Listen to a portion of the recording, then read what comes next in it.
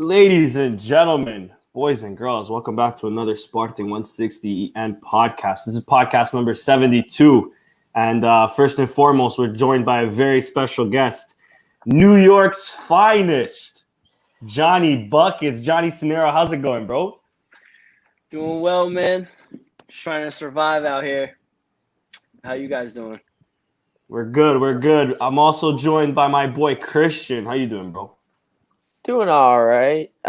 Sensing a common theme with all these sporting games this like new season, I would call it. So looking forward to getting into it with you guys. For sure. Also joined by the very beautiful Steph. How you doing, bro? The very beautiful eye. I'm doing great. I can't wait to talk about the game against Tondela that we won 2-0 with a lot of class. So let's get it on. And last but not least, also joined by my boy Nando. Nando, how's it going, bro? Hey, man, it's going well. Sporting one, we're on a little win streak here. Let's get to it, man. All's right in the world. We're in third place.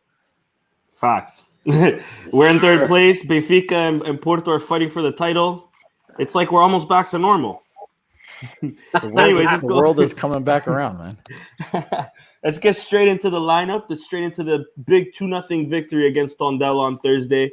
A very dominating performance from Sporting. I'll go straight into the lineup. They had Luis Maximiliano in net, Eduardo Quaresma keeping his spot with Coates, and the addition of Jeremy Mathieu, with Camacho, Wendell, Mateus Nunes, and Nuno Mendes in the midfield, with Jovan Cabral, Gonzalo Plata getting the start, and Sporar up top, with substitutions of Stefan Ristovski, Christian Borja, Rodrigo Battaglia, Chico Geraldes, and Pedro Mendes, of course, with this new added 5 substitution rule.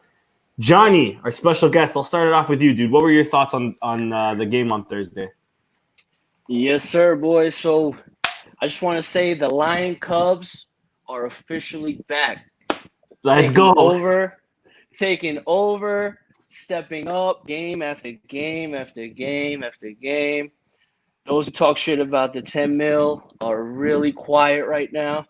The Amorim blueprint is in full effect. 7 players under 23 were on the pitch. Different flow, much more daring, and you can't but love that as a supporter. As a supporter, you can't help but love that, to be honest with you guys, man. Best team we had in about 5 years. That's just my opinion. Christian, I'll pass it off to you next. What were your thoughts, dude? Yeah, I mean, I'm still gonna talk shit about the 10 mil, but it's crazy that it took the 10 mil to even get to the point that we're at, that we've all been saying. But yeah, I'll give him credit though for where it's deserved. He has the team performing well, for sure. The best that they've been performing, I would say, maybe at any point this season, this run of games, like 3 games in a row. That's as good as any other, run of consecutive matches that they've strung together this season, which has been overall pretty shaky. Solidified in third. So pretty much, I guess of the Lion Cubs, the one that I am surprised that I'm excited with the most has been Nuno Mendes, honestly. I've been very, very pleasantly surprised, and I'm shocked that, the players that are mentioned that are always training with the first team, that was the classic, Es-CA-loes was just all these players like Jolson and stuff. They're always training with the first team. Anthony Walker's always training with the first team. I don't even remember seeing him that much. I guess he was, but, he wasn't even focused on that much. But he stepped right in, and, he's quality. Yeah, I couldn't agree more with you. For sure. Tough. Kid is class. Cutting down runs. I wouldn't test that kid. That kid is going to be something special. He's got a nose for the goal too, which I really like. He drew that penalty, almost scored from outside the box. You do remember he took that shot. That really showed his confidence right there. He's just oozing confidence, that kid. Oozing. At an extremely young age, too. Kid's 17? extremely young age. He just turned 18 a few days He ago. just turned 18. There you go. He signed a 45 mil clause on his birthday. The kid's on top of Good the world couple right of now. days. Yeah. It was such a big deal that his family, his mom went with him. They were crying, emotional, because that's when he basically became a professional, contract professional for the first time. So you could see that kid. He's got the DNA of Sporting. So that's awesome. That was actually great feedback by Sporting to show him and his mom hugging, crying because he signed his first professional contract with Sporting Portugal. Awesome. As fans, that's what we want. We want to see players that will give it all, that understands the DNA of Sporting Portugal, and they understand the value of this. This is what's important. Nothing else. It's not this. It's not the name. It's this. When the player thinks, when the player thinks they're bigger than the club, then there's something wrong. But about the game, amazing performance by Sporting Portugal. The youth that we have, it's kind of upsetting. We didn't use them at the beginning of the season because now we kind of dwelling with what could have been. We'll never know, of course. But, them fighting for every ball, every 50-50, you can see that they adapting to Mourinho's tactic because he loves the 3-4-3. And Mourinho is showing character, and he's showing that he has pulse, that whatever he wants, he will implement. And I like that. I like the coach with attitude. You could see the team gelling, the defensive sector connecting with the midfield, and the midfield with the offense. You could see now with more practice, with more players getting to know each other, that the team is actually gelling. And it showed that on the first half. Then naturally, when a team is losing, they will look for a better result. And Tondela stepped up in the second half and kind of put Sporting against the ropes. But in a way, it's good to see if we could contain and sustain the offensive of Tondela. Then naturally was looking for a tie, and we could. We did well defensively. A team is not only good offensively, we have to show that we're good defensively. And we did show that. We did show that the Nunes and Mateus Nunes and Rafael Camacho, when they needed to play defense, they were there. So the whole team is really doing well, and I was very impressed. And you could see, like Johnny said, the blueprints, the fingerprints, the layout of Mourinho. And the players, they're responding quite well. And congrats, great performance. And I can't wait to see the next game, which will be Friday against Belenenses in Cidade do Futebol in Lisbon, just a few miles away. So the fact of playing away, it doesn't really matter this time. So you should be able to win that game, which I'm expecting it. But again, great performance. Yeah, the only thing Belenenses really has going for them is that they're used to having no fans in the stadium, so maybe that gives them an edge. No change whatsoever. New location, same amount of fans. And you're not joking about that, because at all. This is Belenenses. Mm-hmm. Yes, so they have no fans. Belenenses, the real Belenenses, they have fans. Hey man, 100%. Don't talk shit about the Praia boys or whatever they're called, like that. The white sharks or some shit, weren't they, or something like that? Yeah. There's like eight of them, at least 8. So, talking about a club being divided, Belenenses is divided big time. Yeah, it's divided like 98-2 though. It's not really 50-50. Yeah. Anyways, Nando. Belenenses is what in the Campeonato? They just got promoted. I think they may be like the 4th tier, maybe.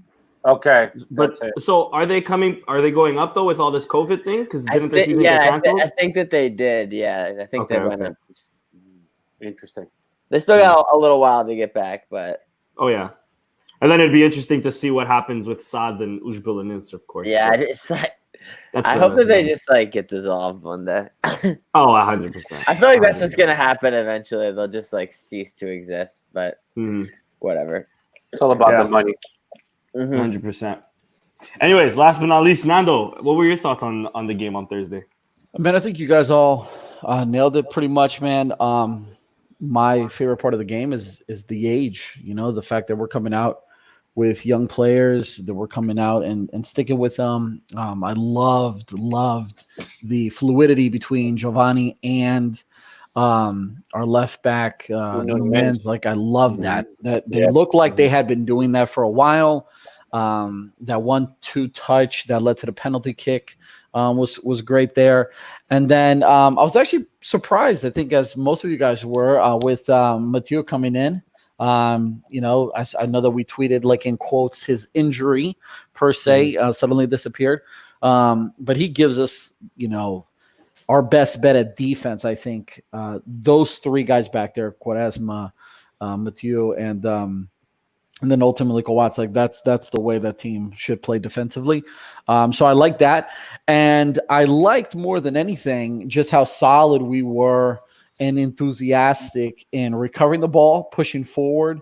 Wendell, so forth. Like, I like that. And I think we're starting to see that assimilation from Amorim. We're starting to see players understand his idea, especially with that formation and how everybody needs to play their role and play it well, but also help each other out because, everybody's kind of got two roles in a way to cover the position that they're actually starting the game in, but also, especially with those defenders, playing with three center backs back there and them having to cover those wings, so forth and so on.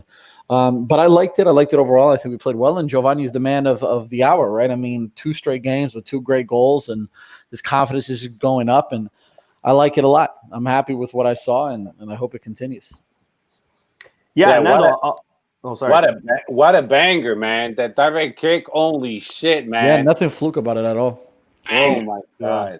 Special agent, 7-7, straight scorching. We finished with 7 play on the pitch from the academy. I'll say it again, 7. Yeah. 7. Maxi, Eduardo Quaresma, not Eduardo. You know what I mean? I'll mention it soon. Don't worry, boys. I get confused.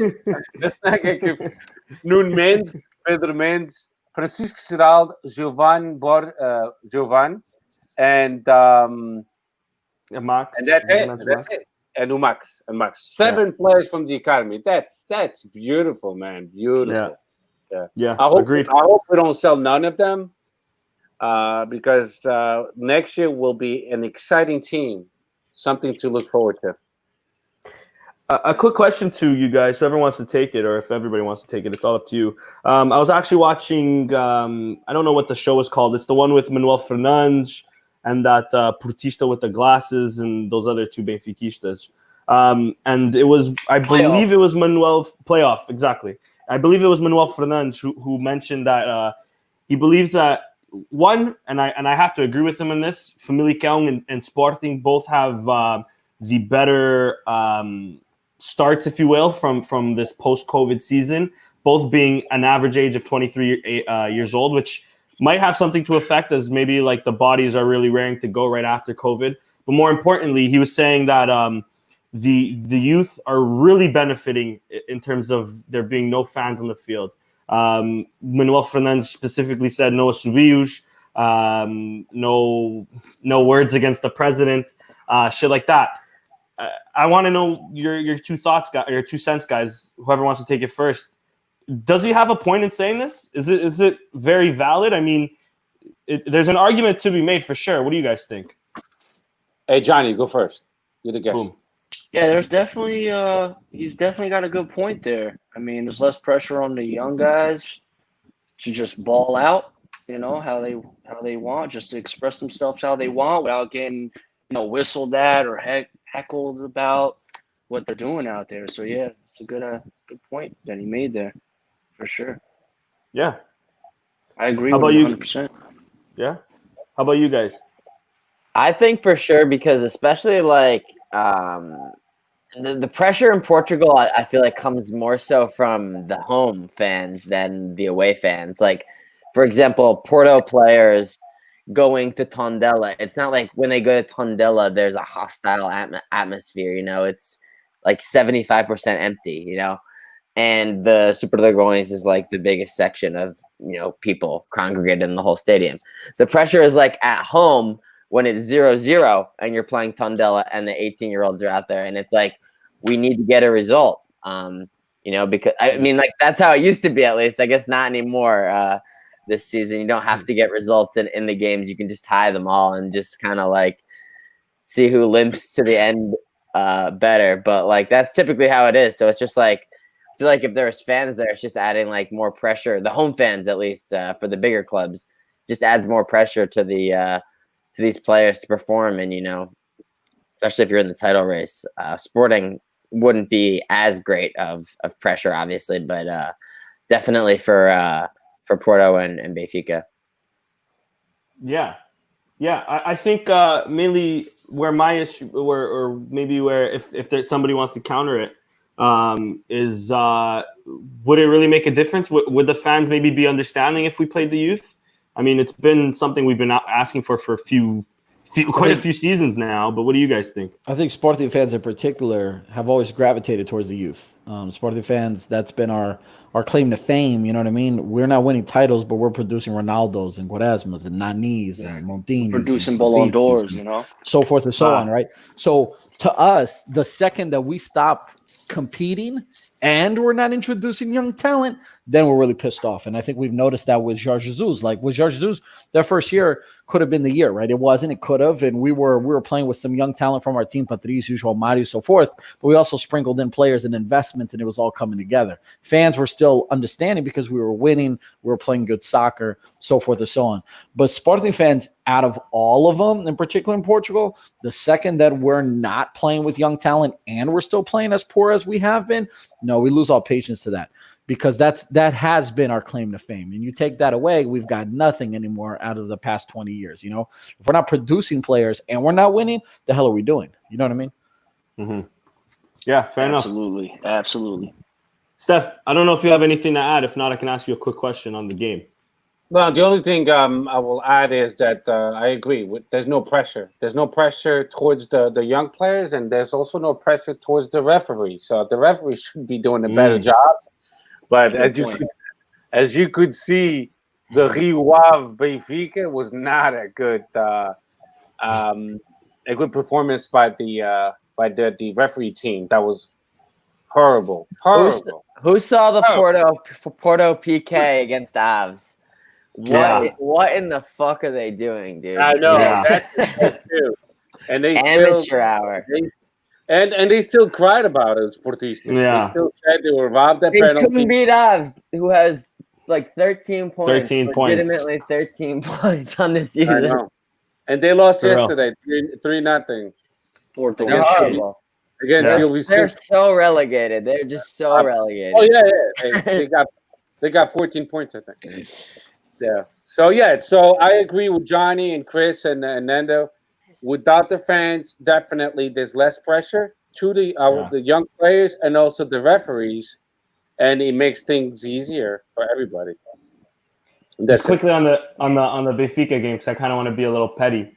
I think the cash ball needs to be investigated on Benfica. That's 2 games in a row with handballs not called in the box, but I rest my case there anyways. 11 against 11, they wouldn't have won the game. 11 against 11. No way. I mean, one red card is a red card. There's no questions about it. But the other one, the accumulation of yellow cards when the first yellow was bullshit, I mean, aquela merda foi encomendada. At this point, honestly, I got to say the Benfica and Porto games are literally must-see TV, because it's just like, something's gonna happen, so it's just like what's gonna go wrong? Kind of drama is gonna. What's gonna go wrong this time? Exactly. Sax azuis. Hey, real quick, you guys see that back heel from Giovanni? Remember that back heel? Oh, the one that played surround- put Nuno Mendes through that got the PK, right? Exactly. Yeah, That was mad. Yeah, 3 guys around him. That was magical, man. Just had to mention that real quick. Indeed. No, for sure.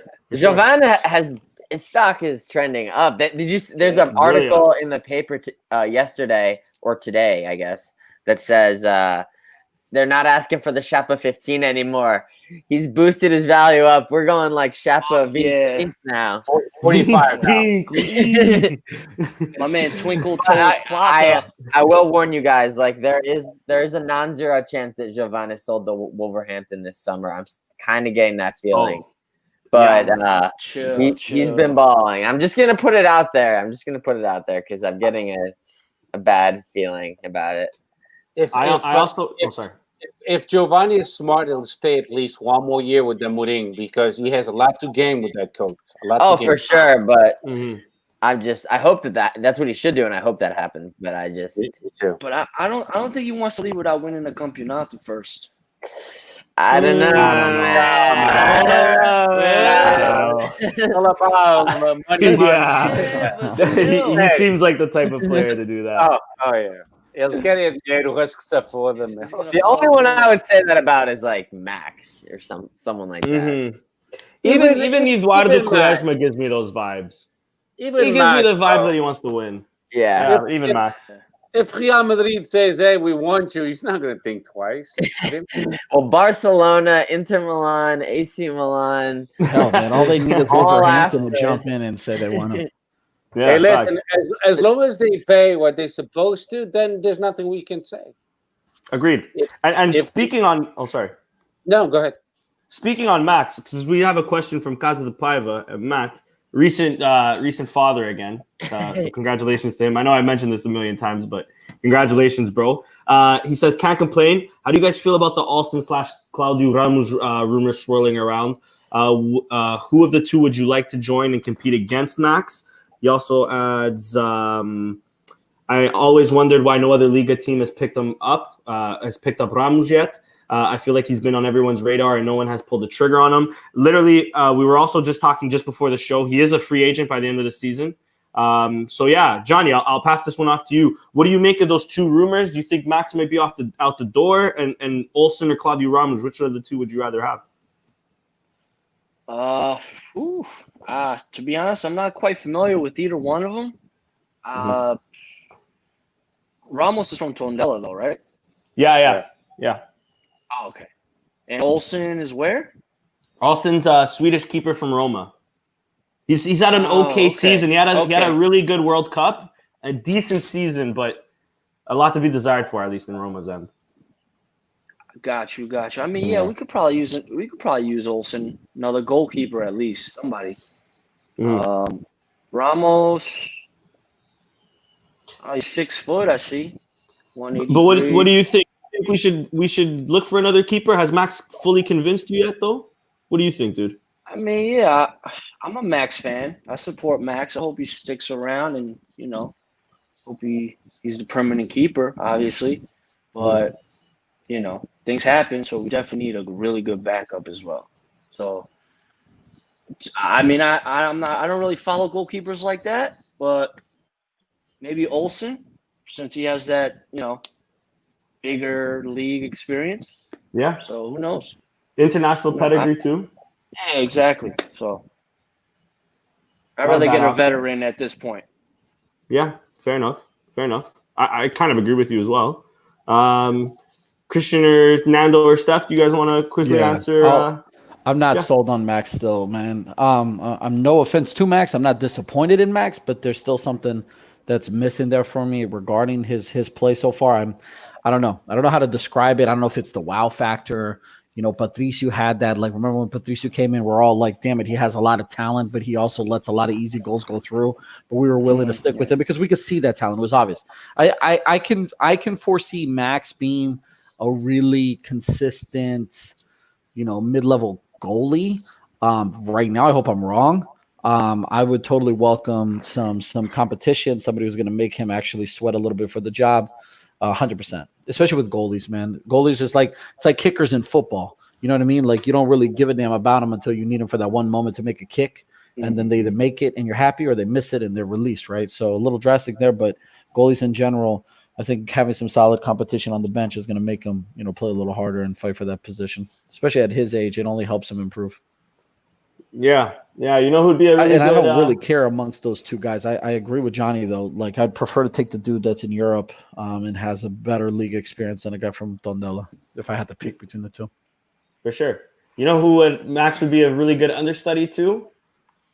My boy Viviano, but oh yeah, that's neither here nor there. Let's not go there. That's neither here nor there, dude.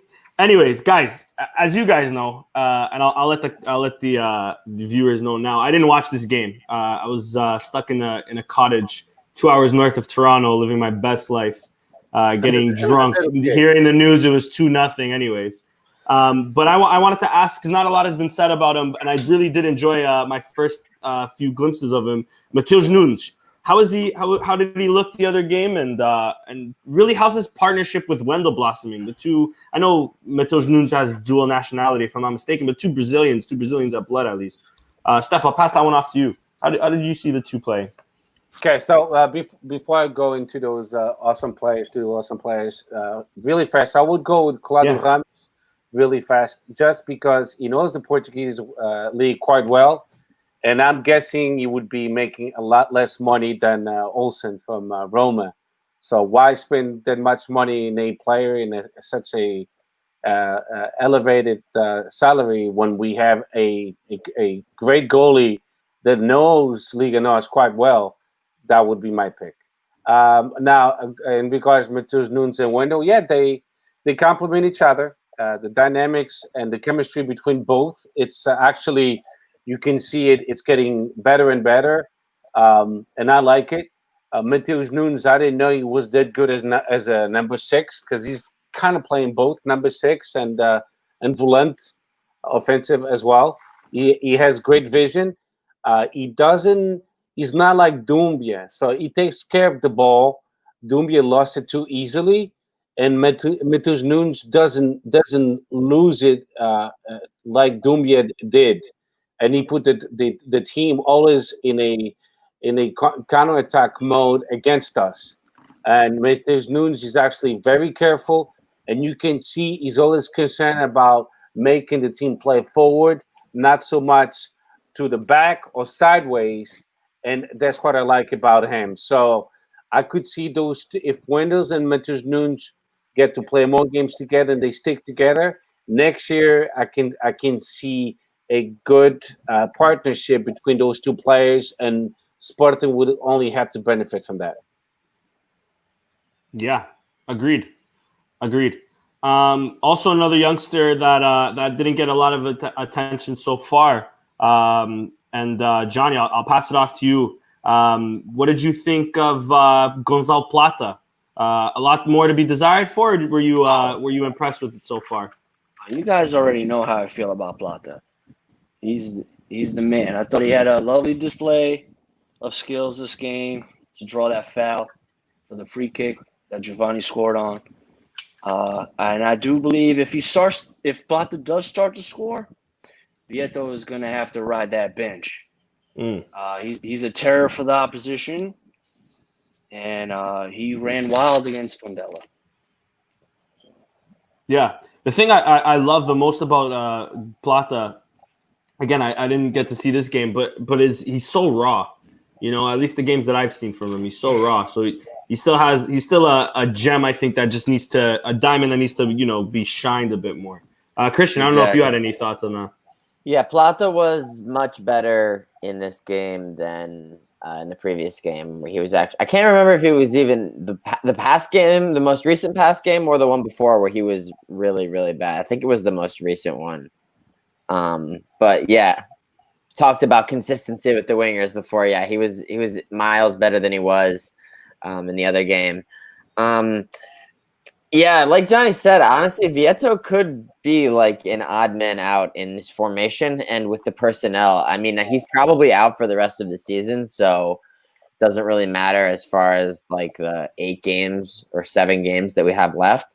But I mean, it totally depends on whether or not Plata or Jovan leave in the summer, because I no matter what happens, I don't see Vieira leaving. So I guess he's like a decent option to just know that you have, no matter what happens going forward. But I truthfully prefer the other options ahead of him at this point. Yeah, fair enough. And Nando, I'll pass it off. The one more youngster. I know we've been singing his praises since COVID started, but just also got a renewed contract, I should say, until 2025. They slapped on a $45 million release clause, or 45 million euro release clause, I should say. Of course, Eduardo Quaresma, not Eduardo like I mentioned pre-show. Eduardo Quaresma. What are your thoughts on the youngster? Seems like he's fitting right in, especially in this 3-4-3. Is it the formation that's helping him, or do you just think he's that good of a player? Talent, straight talent. He's got talent, and I think we've all been on him from the get-go, asking for him to get some minutes on the pitch, and he's finally getting it. I don't think he's gonna lose that position anytime soon. He would have to be regressing for that to happen, or Sporting may just want to try some other guys out too, but he's solid, man, and giving him the new contract extension like we've been doing, matter of fact, for a couple players already, as we've seen over this past week. It's only the smart, right thing to do. We got to keep these Wolverhampton guys away for a while, and they're so annoying. They're such garbage squad too. But anyways, he's worth it, man. He's worth it. He's young. He's composed. He looks like he's been there and done that for a while. You know what I mean? I have yet to see him freak out.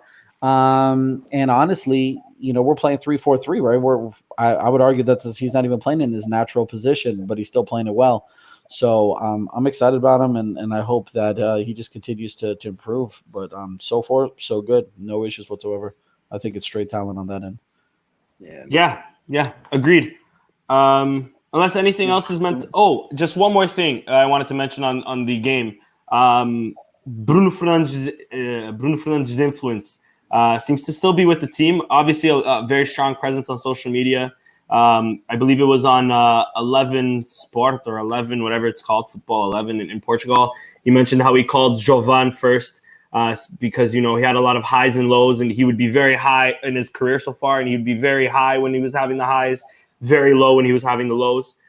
So he sort of has been talking to him, giving him that confidence, which we've been seeing on the field, not only through his ability to play, but through his free kick, which clearly, we have another great free kick taker in our team.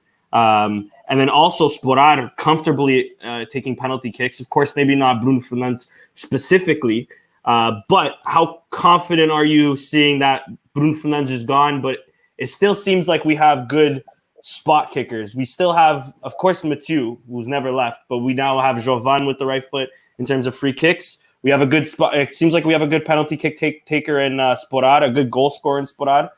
Johnny, I'll pass the one off to you. Do you feel more comfortable? Would you feel more comfortable with Bruno still? What are your thoughts on that, dude?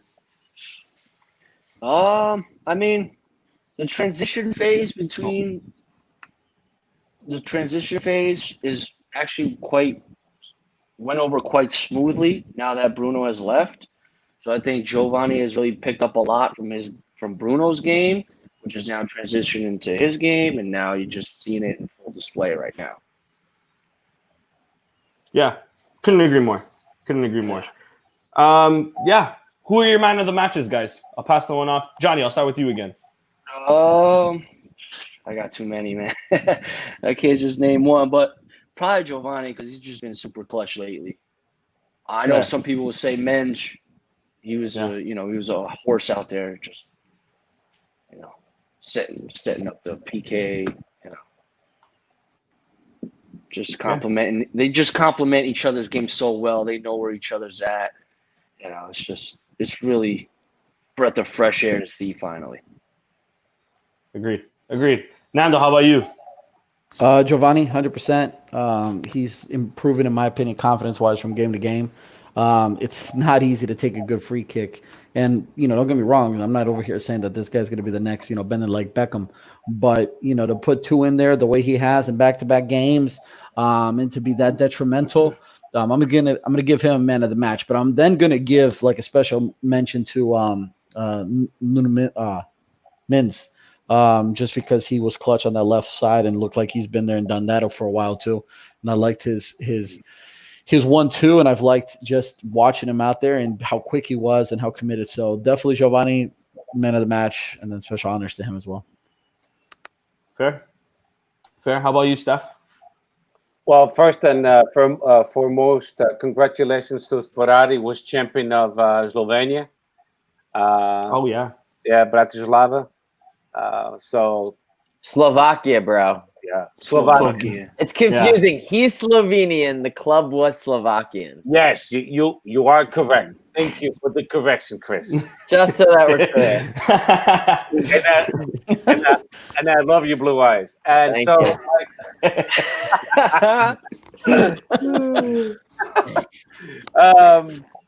so, I lost my train of thought. Sporad, bro. You were saying it was man of the match. Got lost in his eyes. Stuff. Yeah, I did, man. Lost in his eyes. For me, the man of the match was actually Quaresma. Because Giovanni played great, don't get me wrong, and that banger was amazing. But in the second half, it kind of disappeared. He showed up towards the end again. But Quaresma was consistent. His performance was consistent the whole game. And he has a good mesh with Coates and Mathieu. It seems like they've been playing forever together.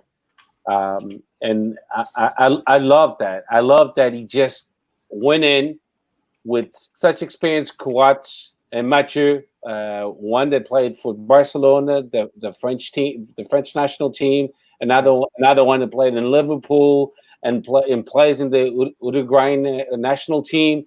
And this little kid just comes by and bang, he just pulls his performances game after game after game.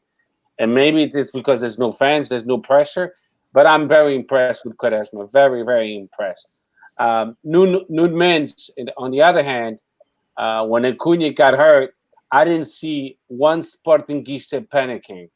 Seriously. Yeah. Everyone was like, okay, not a big deal. We got Nunes.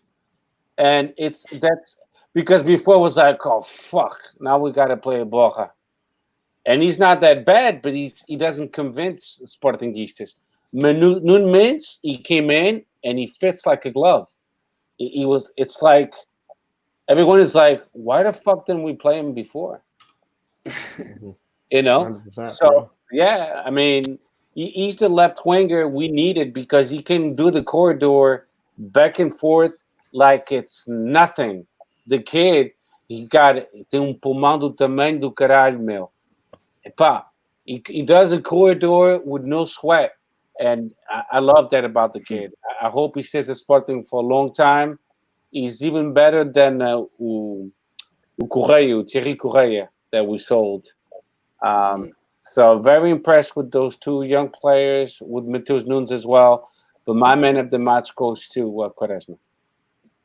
Fair. Great shout. How about you, Chris? Can I just say? Go ahead, Johnny. I got 3 words to explain Quaresma's game: relentless, effective, and focused. That sums Quaresma. I've been really impressed with him. He's super, super composed. Underrated, like tackler for his size. The weakness obviously is the aerial duels, but other than that, I've been super impressed. The whole back line, Matthew's surprise inclusion was good. Coates was good. Nunes was really good. Quaresma really good. The only one of that like back five, I would say, that wasn't too good, who's escaped criticism so far, just reminded me didn't really have too good of a game, was Camacho. So none of the wingers will all have a good game on the same day. It'll only be like 2 of them. So this game it was Jovan and Menz, and Plata was actually pretty good too. But there's no way that Camacho could also be excellent on the same day. So yeah, my man of the match is going to be Nuno Menz because just I feel like the enormity of the moment kind of weighs it out. Quaresma already got his first start. This was his first start, and he was equally as impressive, equally ready to just step in there and get the job done. Only just turned 18. Quaresma also 18. So 2 18-year-olds just stepped in there, flawlessly integrated into the team next to Kawat's 30-year-old, been to World Cups. Matthew, same thing. And they didn't look out of place. So awesome for us right now. Hopefully we can hold on to them for at least another season. That's always the struggle. Imagine when Joelson Fernandez starts playing. Oh. He was on the bench. Can't wait. Again. He's gonna play soon. I can't wait, man. I can't wait, Joel. Woo. Come on, boy. Agreed. I just want to say one thing in regards to Acuna. If Mensch keeps this up, what's it gonna mean for Acuna though? I think he might be as good as sold, to be honest. I think Veranda's just been trying to sell him for at least a year and a half now. So if Nens really steps up, I think he'll be sold. Exactly. Yeah. I just wanted to hear your opinion. I mean, at this point, if Acuna comes back, I honestly would rather play Acuna maybe in the middle than have Nuno Mendes not on the field, because I feel like we just have to maximize our best players talent-wise. Yeah. Acuna's played in the middle before. I mean, only a couple of times, but we've seen it before. So he is versatile position-wise. It's just like just find a way to get the best players out there, because, I mean, Acuna and Wendell would be pretty cool. I mean, Matheus Nunes been solid. This wasn't his best game. He played better, I think, in the one before this. But I mean, I'd be cool to see that, or maybe half and half. He's got 5 subs, so he can. I was just about to mention that he's got 5 subs now, so he has a little more room to play with, a little bit more leverage. But no, if Acuna is healthy, Acuna will play. That's There's no ifs and buts about that. I mean, Nuno Mendes is up and coming, but let's see how he handles the pressure when it's a full stadium at Dragão, na Luz, or no 1º de Maio in Braga. We shall see. I mean, I think he'll be fine because he's been playing at that level in the youth. He's played many games against Benfica, Porto, and Braga, and Guimarães. But it's a different setting. It's not quite the same when it's a full stadium. So we shall see. But no doubts in my mind, if Acuna is healthy, he'll play. Yeah. Even Acuna, or I would like to see even Mendes maybe on the wing and Acuna play maybe like more of a defensive role. I think that would be a good combo too. We do. Yeah. I just mentioned that because Acuna is a bit better defensively, I feel. But yeah, I agree. We do lose speed that way. And I could see, but that's the thing. Amorim doesn't play like a chicken. He goes for the game. So the reason why he's playing Camacho and Giovanni at the same time is because of speed. And Plata, he purposely put him more in the midfield because he's better in that position. He's not that fast, but he's got skills. Yeah. Giovanni and Camacho, they're supersonic, and that's why he uses them on the wing to take shots and also to cross it to Sporat. Camacho can't cross for shit, though. He's getting I'm disappointed in him still. He's got room. Jesus. Yeah. A lot of room. You guys are talking about a fucking Golden Boy nominee. It's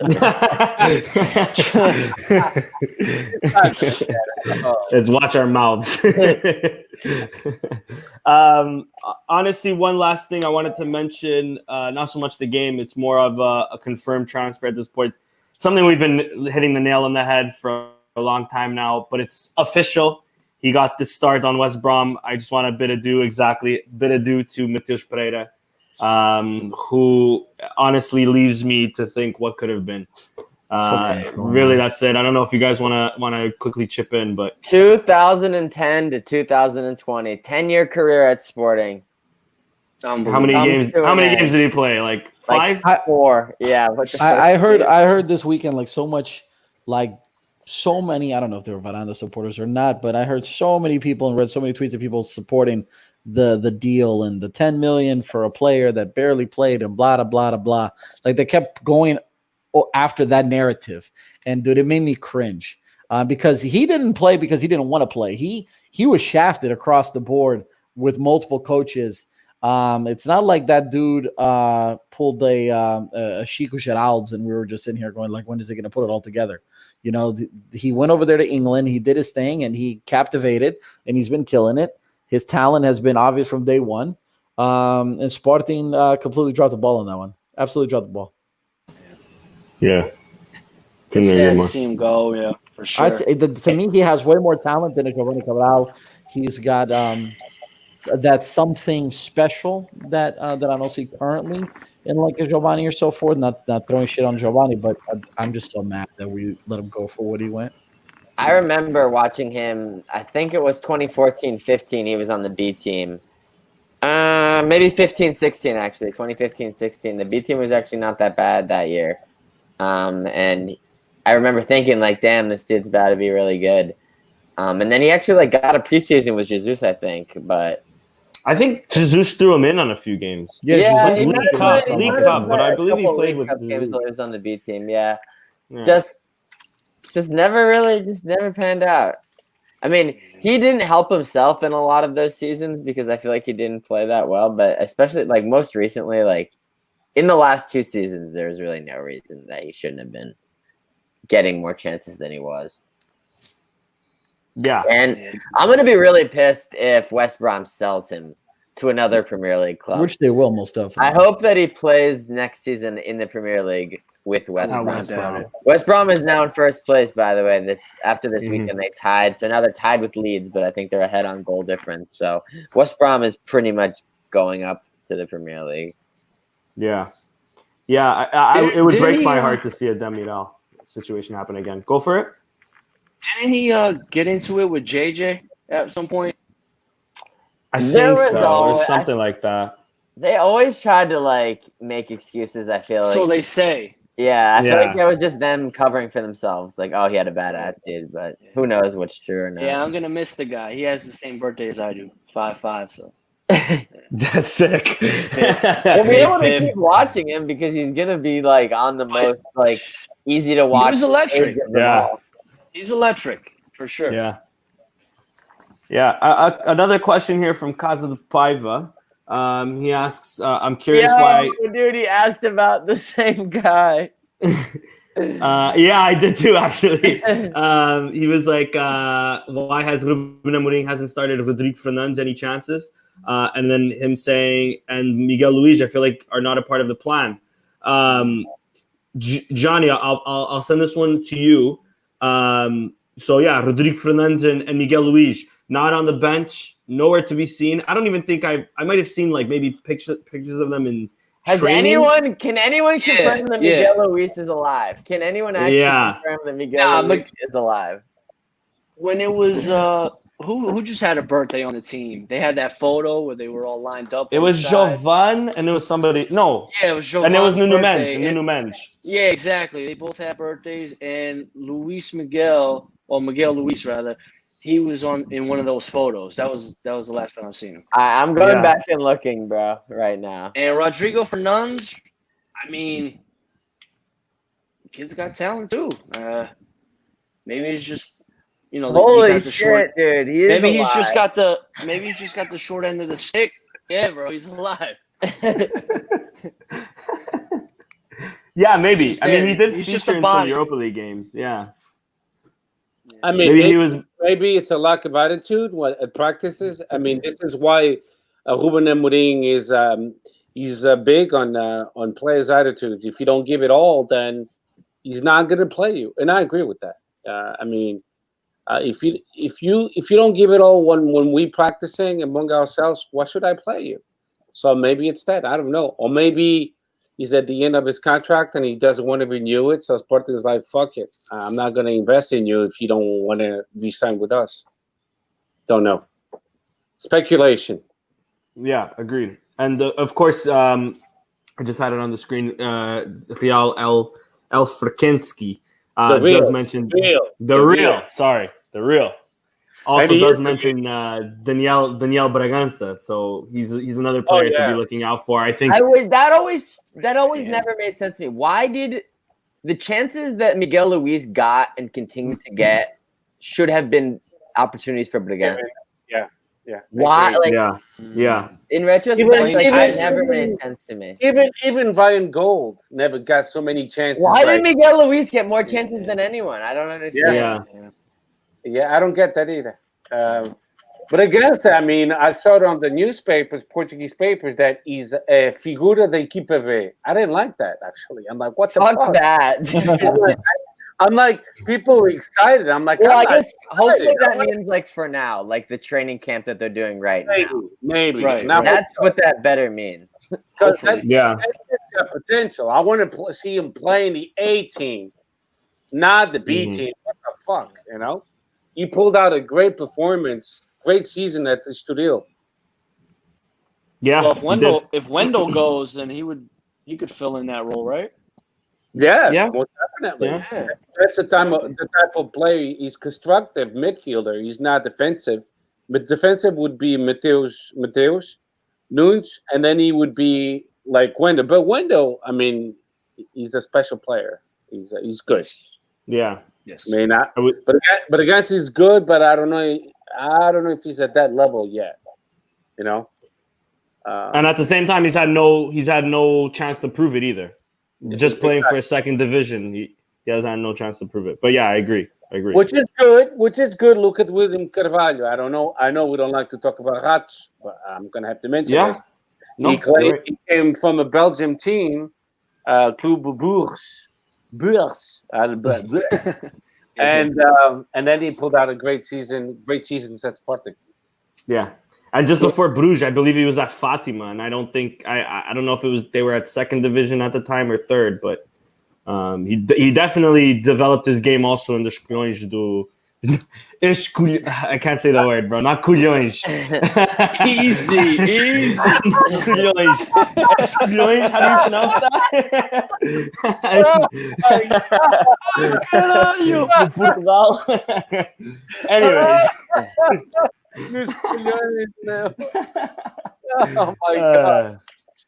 I don't even know what I was saying. I needed to be raised in Portugal to be able to pronounce these words, bro. Oh no, you said we're doing quite well, bro. No, what's the word I'm looking for? Escalões? Is it like that? Escalões. Whatever, yes. bro. That word. The Escalões do Sporting. Yeah. Whatever, bro. Fucking what's Portuguese, bro? What, the fourth most popular language in the world? Whatever, bro. No big deal. I speak English. We know what Fuck you that. meant. We know what you meant. Escalões Sporting. Okay, we got this. Anyways, just because I don't cost you. there's too much. I lost my bearings. Right, we were mentioning the B team. A quick rumor: it seems like Filipe Silicaya, Shakhtar's assistant manager, currently working under Luis Castro. He's been working under Luis Castro since Chaves, since his days at Chaves, being linked with the Sporting B position. Of course, Sporting B is planning to come back next season. So yeah, he's been working with Luis Castro since Chaves. He was our under-19 manager from 2015 to 2017. He was, under-19 manager. He was Benfica's under-15 manager from 2010 to 2012. Currently just won the league as an assistant manager at Shakhtar with Luis Castro. I don't know if you guys have any thoughts on him. Not a lot of news on him or a lot of stats I can pull up, to be honest. If any of you guys have any info on him that you want to share, go for it. Which, by the way, they were champions of Ukraine. Yes, champions of Ukraine. Yeah. There's a picture of just this week. Luis Castro getting tossed in the air. He's wearing for like a 50, whatever, how old he is, 56, I would guess. Like, he's wearing a pretty sick pair of Air Force Ones, so respect. Yeah. Swag. Cool doing Drip. He's got a lot of drip. Zé, Underrated. I'm paying you as my Portuguese teacher. I promise you. Man, drip. Oh, meu Deus do céu. I swear my Portuguese isn't that bad. Hey, listen, don't ever say escalões again. Ever, bro, ever. Escalões, Culhões. It's gonna be good. Sure, that's gonna be. I'm gonna change the title to Culhões to this podcast. That's what you should name it. Our podcast number and then Culhões. Mas peludos or simples? It doesn't matter, bro. Depends on the season. No douche. Yeah. Anything else to add on Philippe that anybody may know before I go with the last piece of news? Bring him I haven't in. heard Shit. much about him. I think Yeah, he's I'm up for him too. Yeah, me I'm too. up for it. I Why think not? he's a good choice. He comes with a lot of Yeah. experience. You know, you learn from your head coaches, and he's been patient, learning. So now he's ready to make the jump, and he's not being too aggressive. He wants to be the head coach for a B team. So potentially one day he could be the head coach for an A squad. So I think Sporting is going the right way about this one. No tem melhor no Yeah. Sporting, portanto. So it's a good choice. Yeah, Agreed. good choice. Do you guys hear that? Yeah, what's that?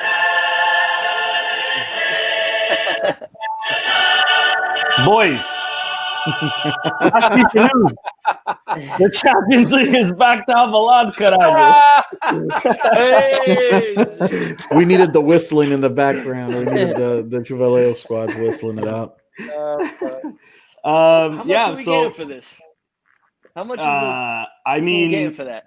that's a great Are we question. even gonna I have have no fans there? idea. I have No, no we- idea. I don't know if you guys know anything We're about gonna that. make to be honest. money. Yeah, we're gonna make money. we It'd be gotta make depressing as something hell up. if it's there and no fans. Yeah, but the That's most likely what's going to happen, is though. the Isn't it? UEFA will still pay. Will still pay to use the stadium, so it's a good thing Yeah. for Sporting. I mean, it's not a bad thing. It's good for the Sportingistas in Lisbon because I think they'll allow fans. I don't know how many. One every 7 seats. I'm not sure. I mean, basically, what the best case scenario is, because if I don't know if anyone saw the game in Denmark this weekend, they had 800. 800 out of like Yeah. 16,000, I think. I think so. Oh wow. So it Yeah. was like Wow. one, that. yeah. What So they should do is take the 800 and spread them out. So yeah, so basically, if you take that level and put it for 5,200 or 52,000 for Alvalade, what? Let's just say there's like 8,000. Your average person, like that ticket is gonna be fucking like impossible. Like it's gonna be like Saudi princes are gonna be able to go. I don't think so. I think they might actually. There might be a lottery for like 1,000 of the 8,000. Yeah, but Yeah. I don't think the tickets will be expensive because of what's going on. Oh, I think they'll be super expensive because it'll be like the first thing or one of the first things and the biggest thing. So It'll have to be a lottery because a lot of people would want to go. Because if it's a Real Madrid against whatever, if they allow fans to travel from the home country of the team represented to Lisbon, it totally defeats the purpose of it being in Lisbon now. That's the thing. Mhm. So Yeah. they should, if they're gonna have fans, it should just be people that are already in Lisbon, obviously. yeah, to avoid the COVID-19, the spread of COVID-19. You got a Yeah. point. Not to mention, like Lisbon has been currently under fire from most other cities. I know, especially Ovar, but most other cities from Portugal because specifically in Ovar there was a closure of the city, in general. When and of course, let me just pull this up real quick. The trio in New York. Hey, Wednesday makes 1 year since that game. Really? True. Yeah. Crazy. Yeah, it was Yeah. July. Yeah. Yeah. So, Fuck the actually, season. yeah. No, next month on the 24th. Yeah, Just 1 Liverpool. year, True. Yeah, Liverpool. What Sporting's was I not saying? coming back this summer. That's for sure. I was just saying, Not yeah, for like a long time. Ovad was just pissed off that they had to close their city, but they haven't done much on Lisbon, and Lisbon is currently like really high in numbers or something like that. They're COVID trending in up a Portugal. little bit. It's nothing Yeah. crazy, but they are trending up. So Yeah. definitely cause for slight concern, I would say. Mhm. But that's because the citizens of Lisbon, they shitheads, and they don't use the mask. That social distancing is non-existent. They want to buy the caparica like it was nothing. In the United States, it's the same shit here. You look at the beaches; it's full. Just No. Florida. Miami, yeah. Yeah, Florida's Anything goes in Florida. And then, but let me tell you something. What about the peaceful protests and the riots? The COVID-19 never existed. that's the one thing that it's tough. You know, I mean, it's a good point. Yeah. Yeah. I don't see a lot of people being asked to socially distance their rioting. Nah.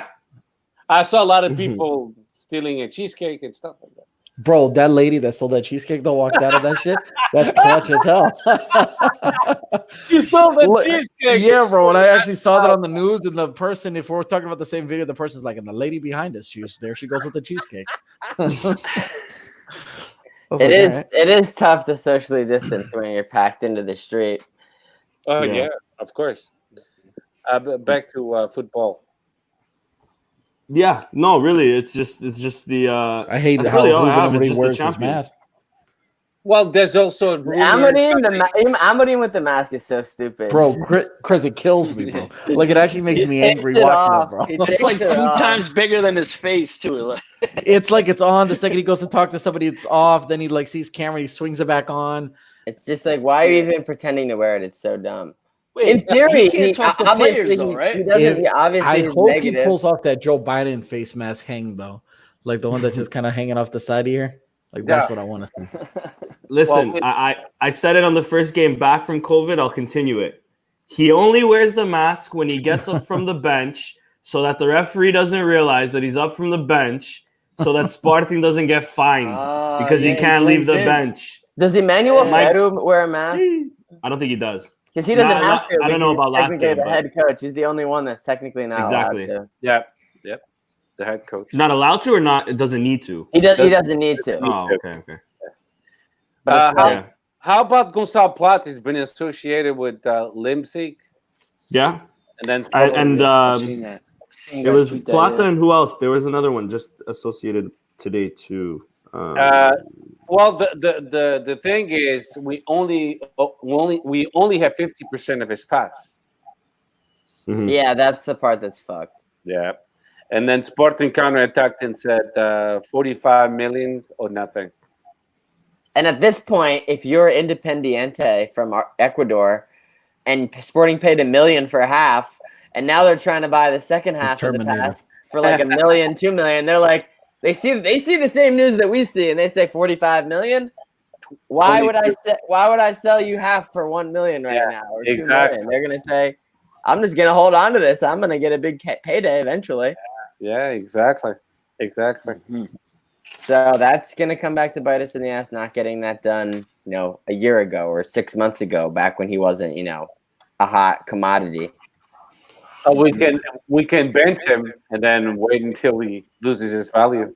Yeah. Always an that option. wouldn't be smart. maybe if we still had Kaiser or something. Yeah, Kaiser, aquela máquina. He did well. Yo, the Capas just dropped.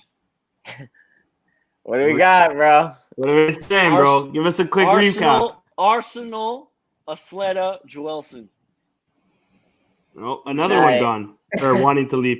There was another rumor for RB Leipzig wanting a winger though, also. But anyway, sorry. Go ahead, Johnny. A bola, Leões, na Polónia, for Karbaunik. Oh, we were linked to this guy before. Then they said they weren't interested. Then they said they weren't interested, and now I guess we're interested. Little Polak guy. Yeah, $7 million. Left wing, right wing. We have 2 Polish fans on Twitter. Yeah, with the names on Twitter, and he's been linked to big clubs. He's seems to be pretty talented. And they said he's pretty good. Yeah.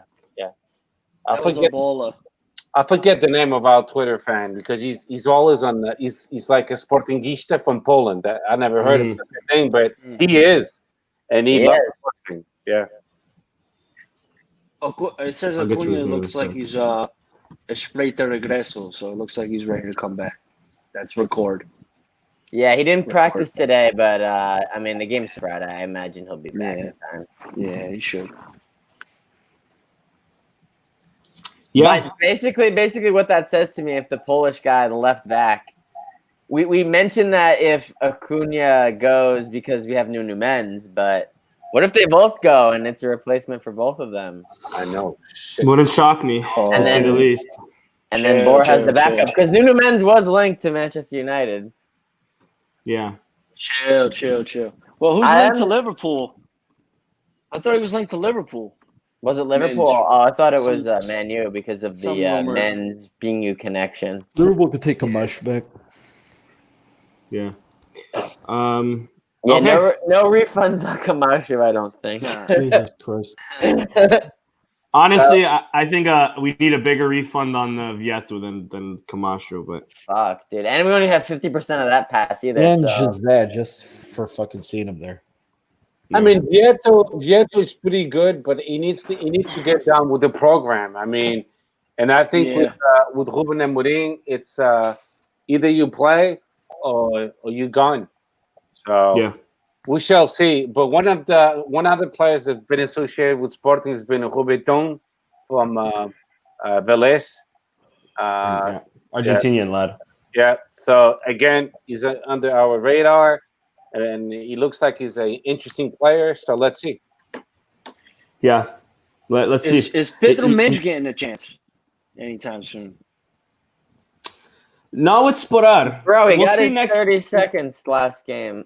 Yeah, It's we'll better see. than With nothing. I think hopefully next season, with more games, like more competitions, if we still do make Europa. Yeah. I mean, he'll last get time a he bit more scored was burn. in Europa.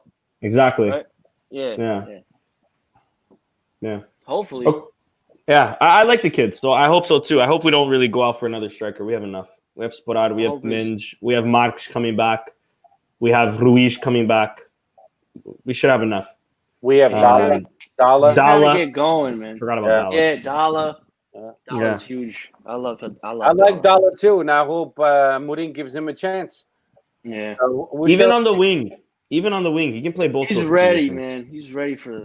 Yeah, Oh, yeah. I agree. He's I ready. agree. He does well at Rio. The only thing I don't like is he doesn't start at Rio either. He comes off the bench. So I don't like that.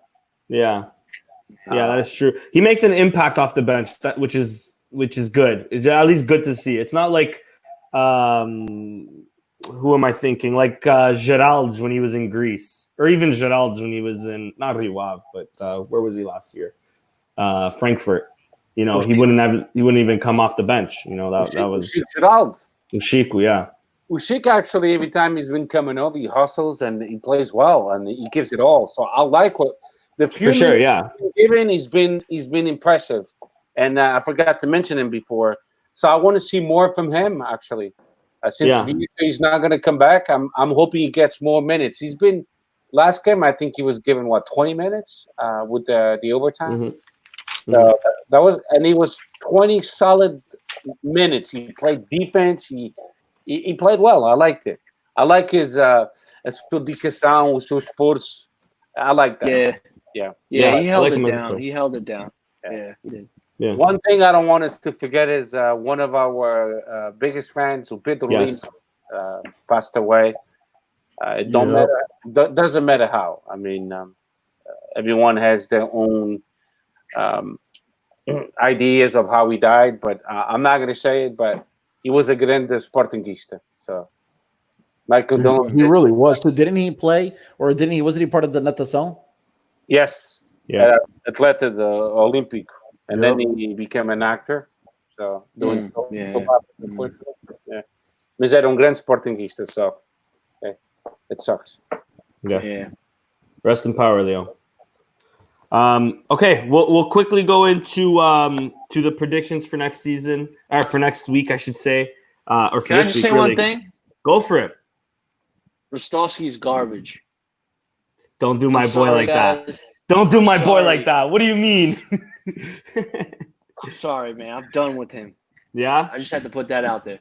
fair enough. He's I got didn't see black last boots game. on. I don't know what he's doing out there. He's not very He's poor. just not with it, eh? No. Fair enough. The only thing I'm disappointed with Ritevsky, sometimes he doesn't take a shot when he should take a shot. I'll give him that. Yeah. I'll give him that. But That playing final ball is always missing. Like Yes. Yeah. I see what I Johnny. agree with that. And he gets on my nerves with that too. he gets on my man. fucking nerves, man. Make a decision, goddammit. Cross the Mhm. ball, pick the ball, Exactly. but he loses the ball. And He I hate thinks too much. Yeah. Like I think that's part of the reason why Mourinho hasn't really started him too. To be fair, Yeah. Mourinho's been ruthless in that, where in terms of players that don't seem to make a good judgment. Yeah, exactly. Which, hey, more power to him. Yeah, he's probably great in the locker room. He's great in the locker room, probably. He's a likable guy. He's a great athlete in my eyes. I think he fights for every ball, but I see your point. He's great in the locker room. For this, pay me his salary, and I'll be great too, caralho. I'll make everyone laugh. Bring the cases of Super Balkan, all that. I mean, you know what I mean. For sure. Okay, I'll quickly go into predictions for next week. We do have to mention, it wasn't mentioned at all, completely slipped our mind, or actually, I guess it was mentioned right in the beginning, but Sporting obviously overtook third. We were talking last week about our predictions with Braga and Famalicão. I believe most of us went for a draw. I might have said a Famalicão win, but it came out to be a 0-0 draw, which obviously benefits Sporting. Tomorrow, again, we'll go into the title race again, because I do like talking about Portuguese soccer in general with you guys. Benfica, Santa Clara, and then Porto, Boa Vista. Big games for the title race. It seems like these guys love slipping up. What do you guys think? I see two wins for both teams here. I think, obviously, the Soria Benfica is going to bend over to them. And then Boa Vista and Porto, there is a rivalry there, so we'll see if Boa Vista step up to the plate. But I think in past years or recent years, they haven't really done that much of a job against Porto. But what do you guys think? Johnny, I'll start with you, dude. I mean, that's a derby right there, Porto, Boa Vista. It's up in the air with that one for me. I don't think it's going to be, as easy as people think for Porto. Boa Vista's coming off a two-game win streak. Exactly. So I could see a tie or something. Something's happening. Some drama. It's not going to be easy for Porto, as you've seen, since we started back up again. Yeah. How about you, Steph? I think the Benfica Santa Clara, it's a no-brainer. Benfica's gonna win 4-0. Santa Clara's gonna bend over big time. Yeah. No question. Uma filial, por amor de Deus. No question. You think Santa Clara is gonna tell no Vaseline. A casa mãe, a gente vai em Rabat. Nah, eles vão ser Rabat. It's different. And then Porto Boa Vista. That's going to be an interesting game because, like Johnny said, Boa Vista came off two big wins. So if Boa Vista scores initially, it could be ugly for Porto because Porto's been struggling, with the offense. So it's going to be a good game, man. The Porto Boa Vista. Benfica Santa Clara, I'm not even going to watch that game. It's a waste of fucking time of my life. For sure. Santa Clara is going to bend over, Oh, yeah. And if Santa Clara wins or ties, then, I'll shut the fuck up. I'll never do another podcast again. No, I'm still going to do it. I know Casa Paiva's a Sorian, and I know he really goes for Santa Clara. So hopefully he can, call up a Tiu or something to fucking push these boys to do something. If I was with Suriano and Sportingista, I wouldn't support Santa Clara. I would not support Santa Clara. It's tough. It's tough to look at that symbol. Oh, man, no way. Because I would say, you know what, shit. Unless you guys, you cut the ties with Benfica. Other than that, no. Yeah. Não, eu não ia apoiar clube com emblema de Benfica. No fucking way. Yeah. Copycats. Christian Ando, what do you think of the title race of the Porto and Benfica game? I think both teams are complete garbage. I think they suck, and it pisses me off that this year our team sucks even more. Tell me how you really feel, bro. Like, I'm sitting there. If we were a little bit closer. I'm legit sitting here going, like, we had to pick this year to suck that much more when they suck that bad. Steph nailed it. Like, Santa Clara is just going to roll over and say thank you. Boa Vista, Porto game, that's going to be a little bit more interesting. I don't know, man. I could totally see them.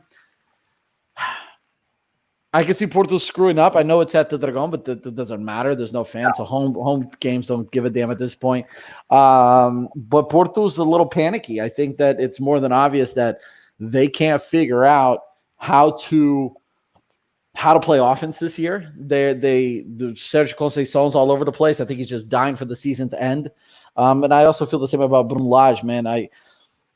Benfica wins this round or this week's jornada just because it's Santa Clara. There you go. Other than that, like, they're both garbage. They suck.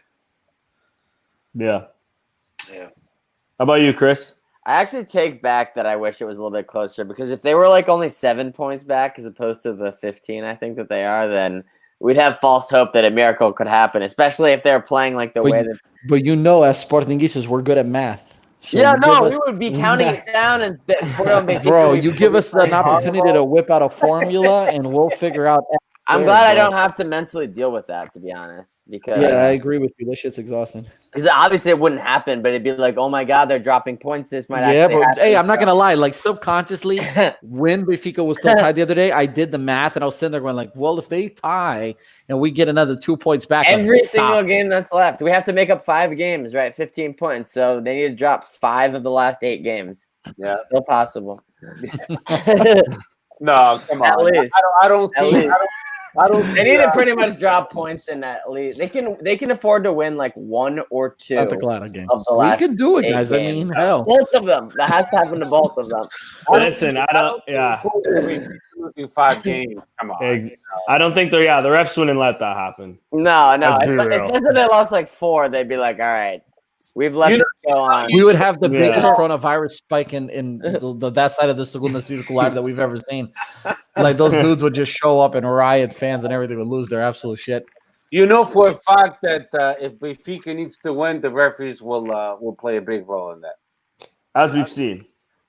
More exciting. I don't know about you guys. More exciting for me has been the game of how many minutes a ref is going to extend it past 90 minutes to these guys. Like, seeing the 3 minutes get thrown up, but then it's 8-9 minutes in every time. If they're it's like, tied or losing, it's unbelievable. And if they're winning, it's gone to the point where it's like it's hysterical and disgusting. Like, I have to laugh out loud, legit. I even video chatted my Benfica friend that I've known since we were both like 3, and I was like, "How many minutes did the ref say?" 'Cause I knew he was watching. He was like, "Bro," he said it was like, his words, and I quote, was like, "The ref said it was like about 8." I was like, what?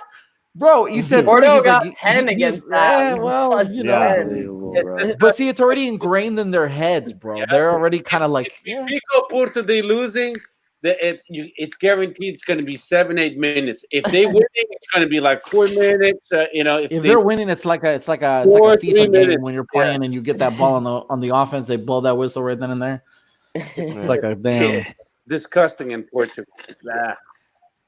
And before we go into the preview of the Sporting game, another game, I think the game of the week, really, the Minhoto derby between, is it Braga Guimarães or Guimarães Braga? Braga Guimarães. Braga, of course, 2 points back and really struggling since the start of the COVID, I call it the COVID season, and really since letting go of Ruben Amorim, they've been struggling. And Vitória Guimarães, 9 points back. Of course, they stole 2. Well, not stole. They tied us earlier a few weeks ago.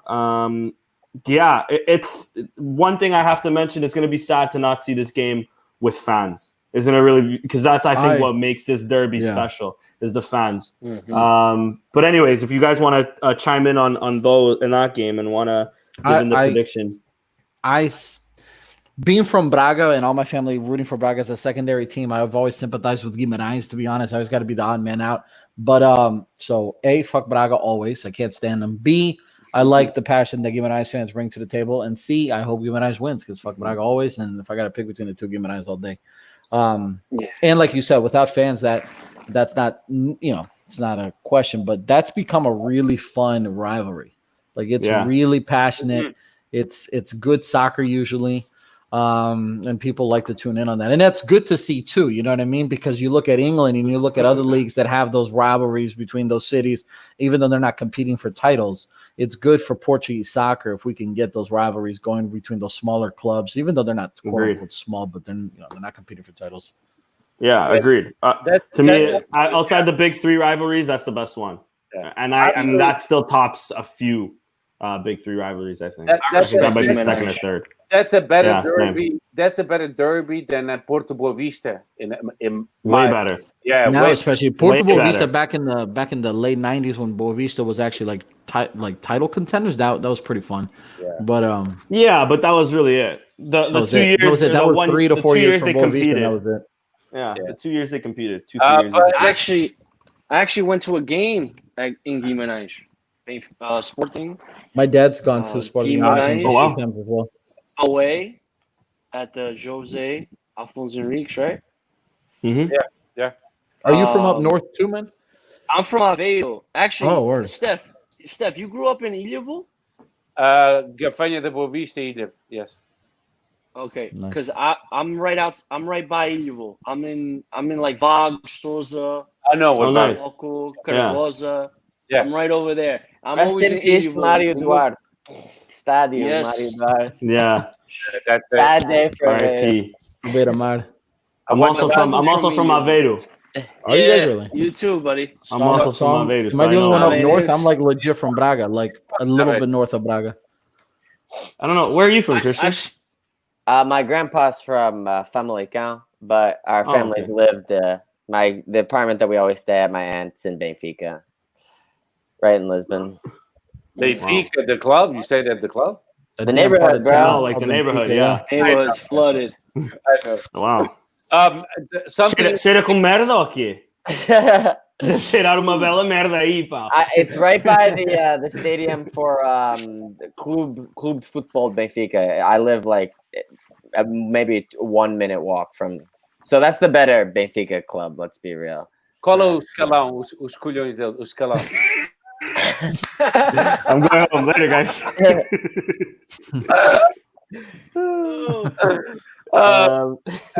Something interesting about Guimarães, because people Yeah. are not thinking about this. They still in the Liga Europa race, because don't forget the fifth place will go to Liga Europa. The final of the Taça de Portugal, it's between Benfica and Porto, so it's guaranteed that the fifth place will go to Liga Europa. So they have Guimarães is actually now in seventh place with 40 points, and Famalicão has 44, so it's doable for them. And Rio Ave 41. Yeah. Rio Ave's also in that race, yeah. So Braga Guimarães is going to be a very interesting game because Guimarães wants to go to Liga Europa because to them it's money. Yeah, exactly. Liga Europa now pays good money as well. Not as much as Champions League. We know that. Guimarães deserves to be in Europe. Yeah. Yeah. Agreed. But Famalicão deserves to. They deserve to be in This Europe. season, yeah. Yeah. So, Might have to sacrifice Rio Ave, unfortunately. but For I the- think for the cause. it's going to be a tie again. Braga Guimarães. I'm gonna agree. Be What do great you if guys Braga think? lost. Yeah. I think they tie again. They continue winless. I don't see Braga losing 4 in a row, but They drew. They tied a lot. 2 losses. They and a drew, draw. oh, they did. Oh, okay. I hope But they drop lose points, you mean? Yeah. against Yeah, Guimarães. drop I hope another they point. It'd be hilarious if Stadio got fired before the season even ended. He's being a great Sportingista. I like it. I do too. He was great for us in the midfield. To be fair, the few seasons he played. He's been even better now. Yeah, agreed. Yeah, he's doing some good work. Oh, excellent. I'll quickly mention because Famalicão is also in that race. They play Moreirense. There's a relegation battle on Wednesday as well between Tondela and Passos, who we've seen. Now with Portimonense, I mean, if we seen that first goal today, it was embarrassing. But I mean, they're now fighting to stay alive. I think they're 4 points from Passos. Yep. So you know they have a chance there. And I quickly wanted to mention, of course, Rio Ave, I believe, won yesterday. Or no, they play Setúbal tomorrow. So also that Europa League race. A bunch of good games to watch. The league's getting tight from top to bottom. But last and not least, of course, we have to talk about our Sporting. As José Costa Jorge says, predictions for Pastéis de Belém versus Sporting. Are we going to eat them? And then, of course, also from the real Alfurkensky, os Pastéis de Belém are in the Distritais. We're playing Bissad, which is more like os fofos de Belas. Yeah. What are your guys' prediction? Like we mentioned in the beginning of the show, Belenenses Stad is going to be used to having no fans. They've been playing with no fans for 2 seasons. They've been in quarantine for 2 seasons. How do you see this game going, guys? Johnny, I'll start it off with you, our special guest, dude. What place are they in? They are in Unfortunately, higher than I wish. 13th. They're in 13th. They're still not. I guess 30 points is like the safe zone. So, or is it 32? We're gonna run. I'd love to We're see gonna them run be rampant. relegated. Me We're too. gonna run rampant on these. They guys. won a couple games right before the season got cut off. They won a couple games in a row and kind of got up a little bit. So I wish that never happened because then they'd actually have a shot to go down. But unfortunately, I think they're probably safe. Mm-hmm. Yeah, we're gonna run rampant. It's gonna be like 4-0, bro. Remember when we beat them 8-1? We beat them 8-1. Just about to say. Yeah. Just about to say. Yeah, I think Last season, right towards the end. we're trending upwards, and there's just so much more ceiling to get to. I think we're really gonna show out like all guns blazing. Yeah. I can agree. get behind totally obliterating them. I wish I could agree with Johnny right there. I want to think that we're gonna go ahead and just rank them like that, but so far I haven't seen us play. Like one thing that I could take from Ruben Amorim's game so far is like we're solid defensively and we're not there yet offensively. Maybe this is the game we put it together, and I hope it is. Exactly. Yeah. I think we do have a big game up our sleeves at some point where it all kind of comes together offensively, but I'm leaning more towards like a 2-0. Sporting just plays solid and just keeps that momentum going. Just a very solid overall performance. Yeah, me too. I'll go with 2-0. Sporting Clube Portugal 2-0 e Belém, whatever Sad. their name, the new name is, Sad, Pastéis Belém Fofos 0.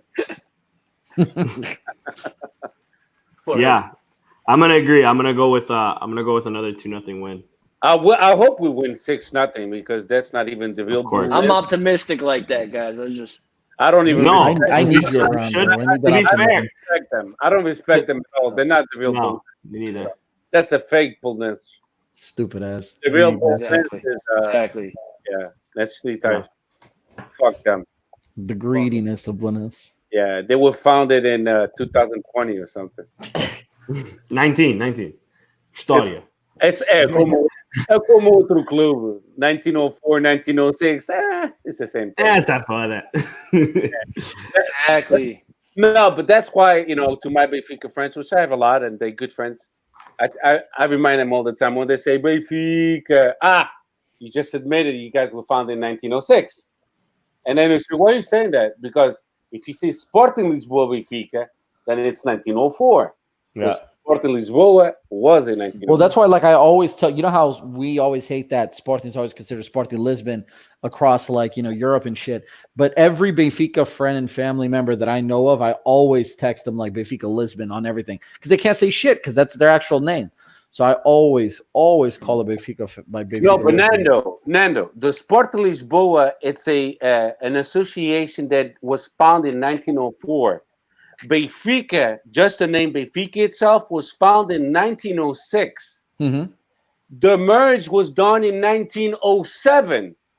So instead of sticking with the date of foundation of 1907, that's when the merge was, they picked the foundation date. That's history. They picked the foundation date of Sporting Lisboa, 1904. Mm-hmm. So you could never say, eu sou benfiquista. Because then you're admitting you were founded in 1906. You always have to say, eu sou adepto Sporting Lisboa e Benfica. E Benfica. It's not... Well, damn, their whole emblem has it. SLB, Sporting Lisboa e Benfica. Because when they say Benfica, I'm like, aha, millions of them that just admitted, thousands of them admitted they were founded in 1906. When they say Benfica, They always gotta get one merda. We all on cue, bro. Não, é só portugueses que eles já são mentirosos à nascença. Yeah, é verdade. They gotta be first. You know that. Eles gostam de colhões. Protesta. Anyways, boys, not that there's anything wrong with that. Anything, boys. Another great podcast. I want to spend this a special thank you to again New York's finest, Johnny Thank you, Singero, man. Johnny Buckets. Thank you so much. Thank you for joining us, bro. It's been a pleasure Appreciate as y'all. always. Thank you, Yeah, Nando, Christian, Steph. Thanks again, of course, for another great podcast. Let's say all together on the count of three, Es-CA-loes. Okay, I think it's just me that needs to Es-CA-loes. I'm staying to here now. Next week I'll have a camera on. There we go. For you, my All man. right, we'll hold you to that, bro. Yeah, we will. Guys, everybody heard that. Nando will have a camera next week. Just want a special shout out to everybody in the comments. Jeff Hilario, Jose Costa George, all the way from down under. The real Alfred Kerkinski. Kaza the Paiva, Matt Paiva, of course. Who else am I missing here? Juicebox Leal. Am I missing someone else? Michael. We don't know your last name, but Michael, thank you for joining us, bro. And the first comment was from Nasser Amirali. Thank you, Nasser. Everybody, please don't forget to follow us at Sporting160_EN on Twitter. On Instagram, Sporting160EN. I say this every week. One day we'll get back on it, I swear. I swear. And yeah, thank you all for watching, and Viva Sporting. Viva. Sporting.